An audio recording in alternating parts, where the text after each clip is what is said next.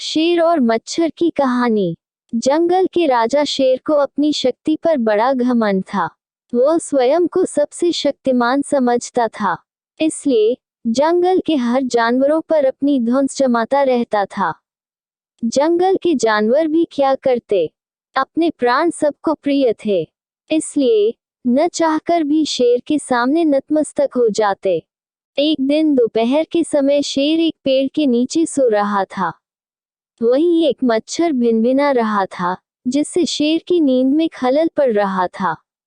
वो एक मच्छर से बोला, ए मच्छर, देखता नहीं मैं सो रहा हूँ, भाग यहाँ से, नहीं तो मसल कर रख दूंगा।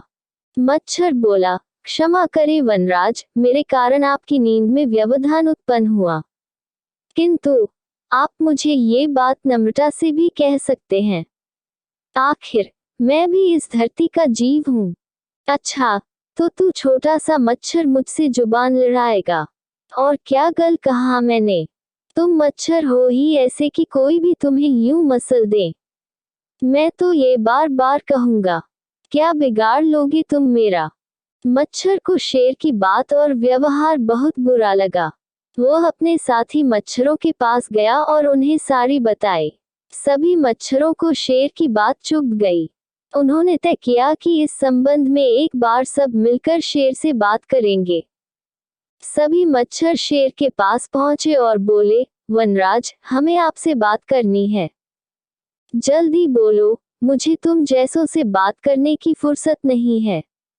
शेर बोला, वनराज, आप होंगे बहुत शक्तिशाली, किंतु इसका अर्थ ये कतई नहीं है कि आप अन्य जीवों और प्राणियों का मजाक उड़ाएं या उन्हें नीचा दिखाएं। मच्छर बोले, मैंने जो कहा सच कहा, मैं सबसे शक्तिशाली हूं और मुझे कोई हरा नहीं सकता। घमंड में चूर शेर गरजा, ऐसा नहीं है, अगर आप शक्तिशाली हैं तो हम में भी इतना सामर्थ्य है कि आवश्यकता पड़ने पर हम किसी का भी सामना कर सकते हैं और उसे हरा सकते हैं। हम आपको भी हरा सकते हैं। मच्छर भी चुप न रहे। ये सुनकर शेर हंसते हुए बोला, तुम लोग मुझे हराओगे? तुम लोगों की इतनी हिम्मत कि मेरे सामने आकर ये बात कहो? मेरी शक्ति का अंदाजा नहीं है तुम्हें, अन्यथा ऐसा कभी नहीं कहते।